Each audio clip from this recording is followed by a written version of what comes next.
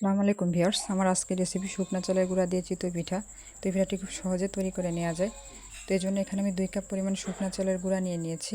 আর এতে দিচ্ছি 2 টেবিল চামচ পরিমাণ আটা। 1 কাপ চালের গুঁড়ার জন্য 1 টেবিল চামচ পরিমাণ আটা নিয়েছি।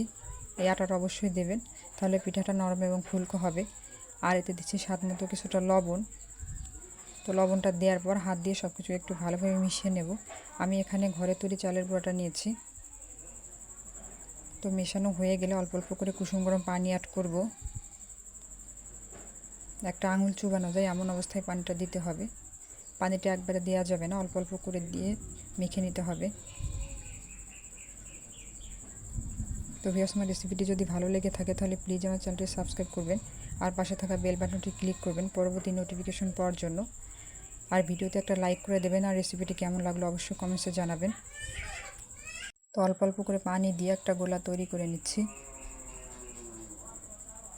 খুব বেশি ঘন না আবার খুব বেশি পাতলাও না, এমন অবস্থায় গোলাটা তৈরি করতে হবে।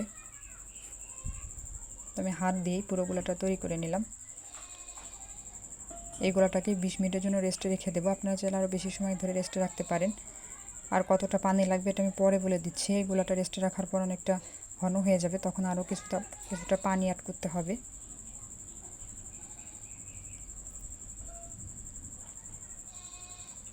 একটা চামচ দিয়ে তুলে দেখিয়ে দিচ্ছি। এখন এটাকে ঢাকনা দিয়ে ঢেকে 20 মিনিট রেখে দেব।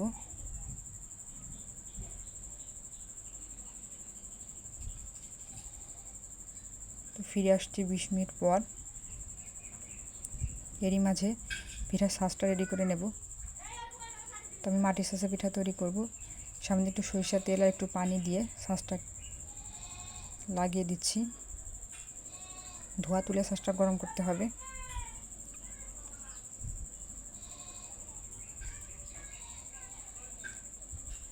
হাই হিটে। তো এই গোলাটাকে আরও একটু মিশিয়ে নিচ্ছি। অফ ক্যামেরায় আরও সামান্য একটু পানি অ্যাড করেছি। আমি 1 কাপ থেকে সামান্য একটু পানি কম ব্যবহার করেছি, আপনাদের কম বেশি লাগতে পারে। তো এই গোলাটাকে নিয়ে এখন পিঠা তৈরি করতে চলে যাব। তো শাঁসটা হাই হিটে খুব ভালোভাবে গরম করে একটা একটা করে পিঠা দিয়ে দিচ্ছি। সবগুলো পিঠা দিয়েছি। ঢাকনা দিয়ে ঢেকে একটা ভেজা কাপড় দিয়ে 4-5টা ঢেকে দিয়েছি যাতে বাতাস না ঢোকে।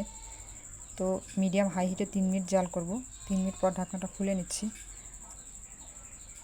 দেখুন পিঠাটা হয়ে গেছে। এরকম করে সবগুলো পিঠা বানিয়ে নেব। একটা একটা করে তুলে নেব একটা ছুরি দিয়ে। তেল মাখিয়ে নেওয়ার কারণে ইজিলি উঠে আসছে। তো এরকম করে সবগুলো পিঠা বানিয়ে নেওয়া হয়ে গেছে। তো ভিউয়ার্স, তৈরি হয়ে গেল খুব সহজে শুকনা চালের গুঁড়া দিয়ে চিতই পিঠা। তো আজ পর্যন্ত দেখা হচ্ছে অন্য কোনো রেসিপি নিয়ে। তা সবাই ভালো থাকবেন। আল্লাহ হাফিজ।